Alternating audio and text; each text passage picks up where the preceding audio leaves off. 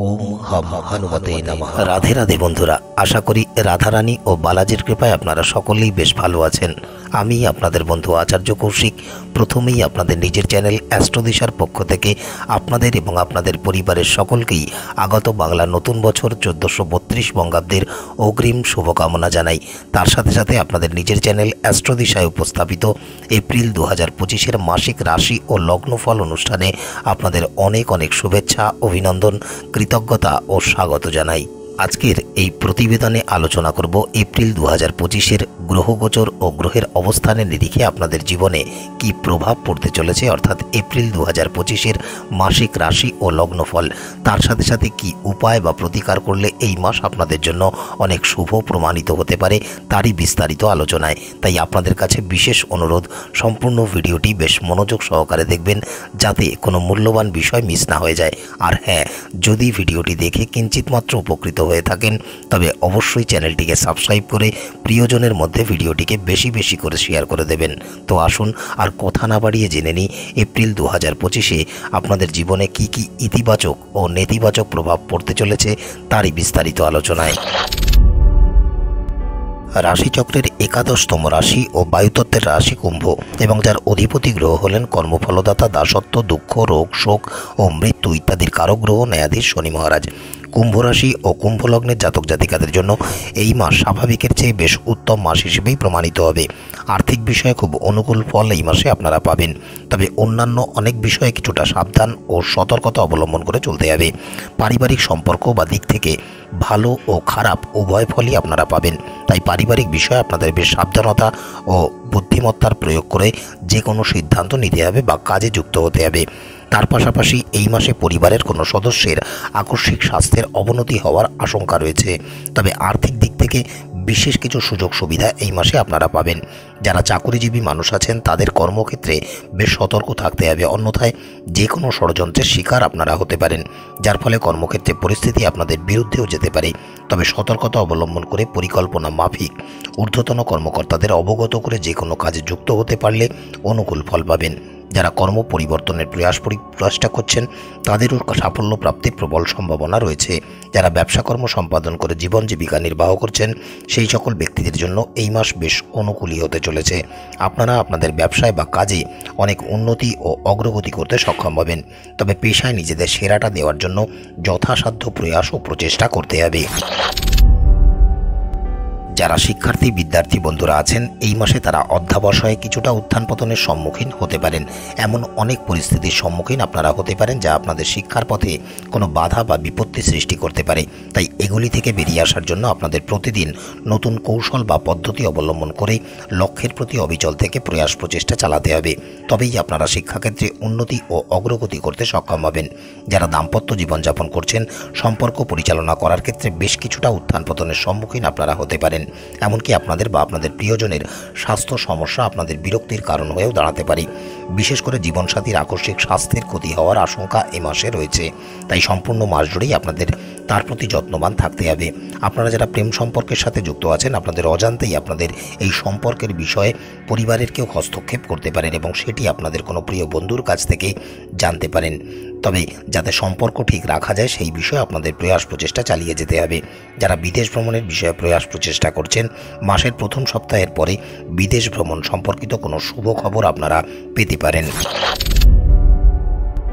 কর্মজীবন বা কেরিয়ারের দৃষ্টিকোণ থেকে এই মাসে কর্মক্ষেত্রে আপনাদের অধিক সাবধানতা ও সতর্কতা অবলম্বন করেই চলতে হবে।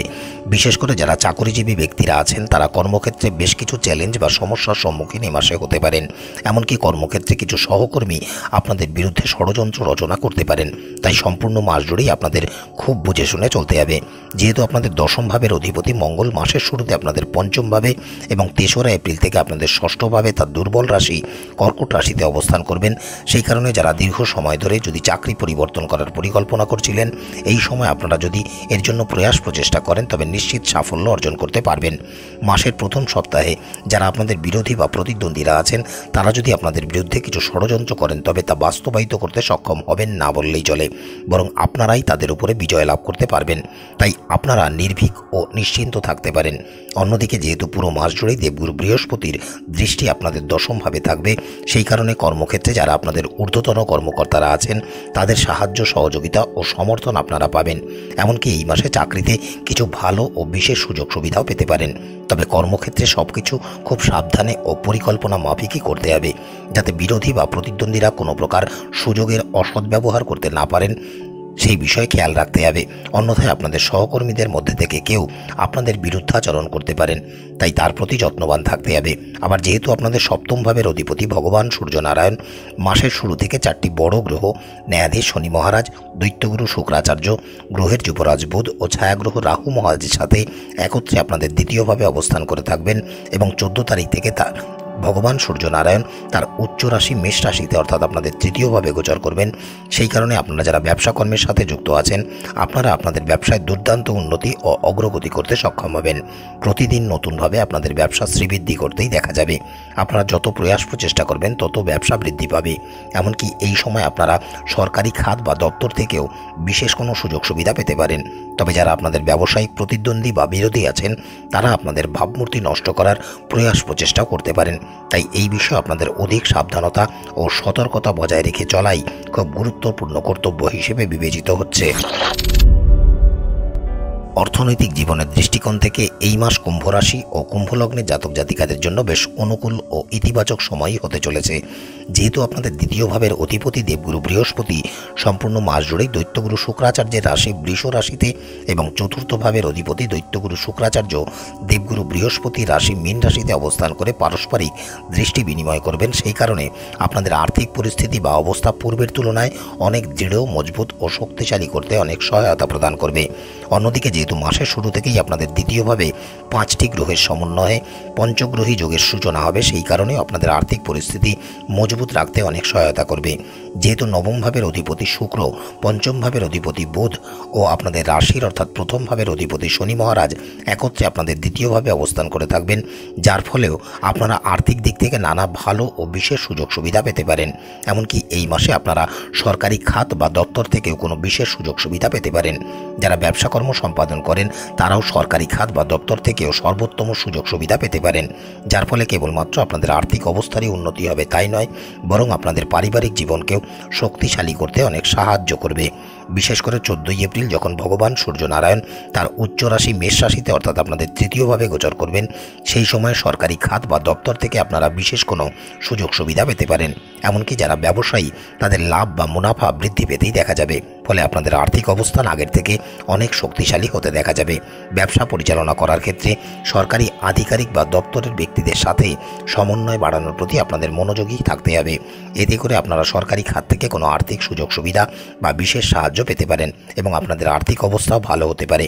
আবার যেহেতু গ্রহের সেনাপতি মঙ্গল 3রা এপ্রিল থেকে আপনাদের ষষ্ঠভাবে অবস্থান করে সেখান থেকে আপনাদের দ্বাদশ ভাবকে প্রভাবিত করবেন, সেই কারণে আপনাদের ব্যয় কিছুটা হলেও হ্রাস পেতে দেখা যাবে এবং ব্যয় হ্রাস পাওয়ার কারণে তথা আয় বা লাভ বাড়ার কারণে আপনাদের আর্থিক অবস্থান অনেক শক্তিশালী হতেই দেখা যাবে।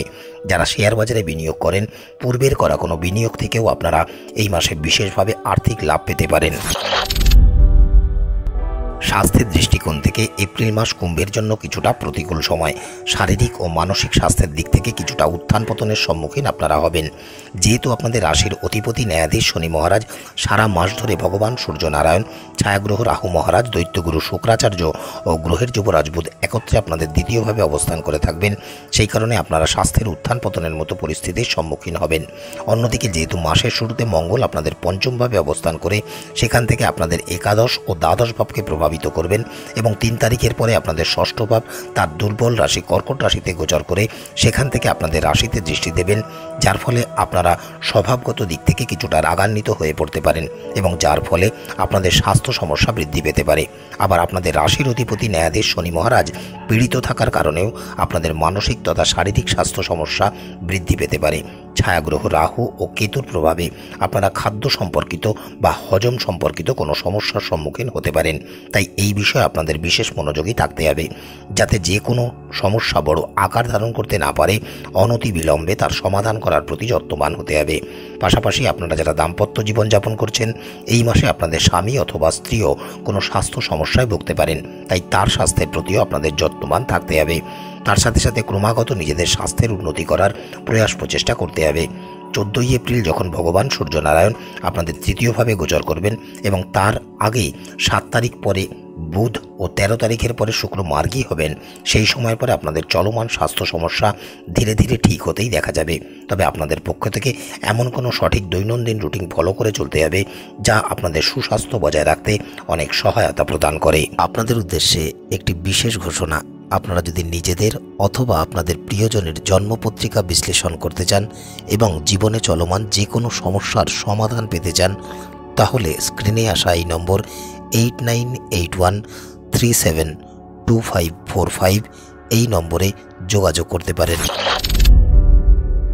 প্রেম জীবনের দৃষ্টিকোণ থেকে বিচার করলে আপনারা যারা প্রেম সম্পর্কের সাথে যুক্ত আছেন, মাসের শুরুর সময়টি আপনাদের জন্য কিছুটা কঠিন বা প্রতিকূল সময় হবে।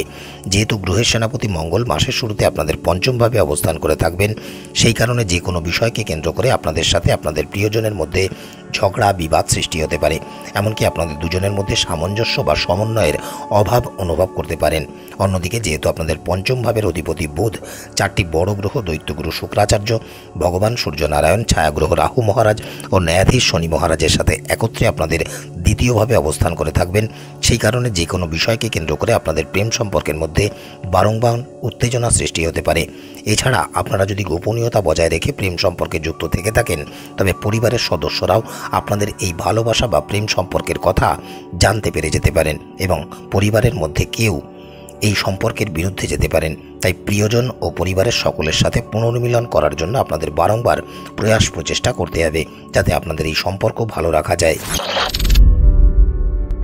যারা দাম্পত্য জীবনযাপন করছেন, সম্পূর্ণ মাস জুড়ে আপনাদের সম্পর্ক পরিচালনা করার ক্ষেত্রে অধিক সাবধানতা ও সতর্কতা অবলম্বন করেই চলতে হবে। যেহেতু আপনাদের সপ্তম ভাবের অধিপতি ভগবান সূর্যনারায়ণ মাসের শুরুতে 4টি বড় গ্রহ ন্যায়াধীশ শনি মহারাজ, দৈত্যগুরু শুক্রাচার্য গ্রহের যুবরাজ বুধ ও ছায়াগ্রহ রাহু মহারাজের সাথে একত্রে আপনাদের দ্বিতীয়ভাবে অবস্থান করে থাকবেন, সেই কারণে আপনাদের স্বামী অথবা স্ত্রী কোনো প্রকার স্বাস্থ্য সমস্যার সম্মুখীন হতে পারেন এবং যা আপনাদের বিরক্তির কারণ হয়ে দাঁড়াতে পারে। তাই আপনাদের তার স্বাস্থ্যের দিকে অধিক মনোযোগী ও যত্নবান হতে হবে, অন্যথায় সমস্যা বাড়তে পারে। মাসের দ্বিতীয়ার্ধে অর্থাৎ 14 তারিখ যখন ভগবান সূর্যনারায়ণ আপনাদের দ্বিতীয় ভাব থেকে তৃতীয়ভাবে গোচর করবেন, সেই সময়ের পর থেকে আপনাদের স্বামী অথবা স্ত্রী ধীরে ধীরে সুস্বাস্থ্য অনুভব করতে পারবেন। তবে অহংকারের বা অভিমানের কারণে আপনাদের দুজনের মধ্যে সংঘর্ষ সৃষ্টি হতে পারে। তাই এই বিষয় সম্পর্কে আপনাদের অধিক সজাগ ও সতর্ক থেকে দাম্পত্য সম্পর্ক পরিচালনা করার চেষ্টা করতে হবে। সন্তান সম্পর্কিত কোনো বিষয় নিয়েও এই সময়ে দুশ্চিন্তার উদয় হতে পারে। তাই প্রতিটি বিষয়ে সাবধানে ও মাথা ঠান্ডা রেখে তার সমাধান করার প্রচেষ্টা করতে হবে। তবে পারস্পরিক আলাপ আলোচনার মাধ্যমেই আপনারা আপনাদের সম্পর্কের উন্নতি ও অগ্রগতি করতেও সক্ষম হবেন। পারিবারিক জীবনের দৃষ্টিকোণ থেকে এই মাস আপনাদের জন্য কিছুটা উত্থান পতনে পরিপূর্ণ হওয়ারই আশঙ্কা রয়েছে। তবে যেহেতু দেবগুরু বৃহস্পতি সারা মাস আপনাদের চতুর্থভাবে অবস্থান করে থাকবেন, সেই কারণে পারিবারিক অবস্থা বা পরিস্থিতি ঠিক রাখতে অনেক সহায়তা প্রদান করবে। অন্যদিকে যেহেতু আপনাদের চতুর্থ ভাবের অধিপতি শুক্র, পঞ্চম ভাবের অধিপতি গ্রহের যুবরাজ বুধ, আপনাদের দ্বাদশ ভাবের অধিপতি ন্যায়াধীশ শনি মহারাজ, ছায়াগ্রহ রাহু মহারাজ এবং সপ্তম ভাবের অধিপতি ভগবান সূর্যনারায়ণ আপনাদের দ্বিতীয়ভাবে একত্রে অবস্থান করে থাকবেন, আবার দ্বিতীয় ভাবের অধিপতি দেবগুরু বৃহস্পতি সম্পূর্ণ মাস জুড়েই আপনাদের চতুর্থভাবে অবস্থান করে থাকবেন, যার মধ্যে বুধ ও শুক্র মাসের শুরুতে বিপরীতমুখী অবস্থায় থাকবেন বা বক্রী থাকবেন। সেই কারণে পারিবারিক সম্পর্কের মধ্যে বা পারিবারিক জীবনে কিছুটা উত্থান পতনের সম্মুখীন আপনারা হতে পারেন।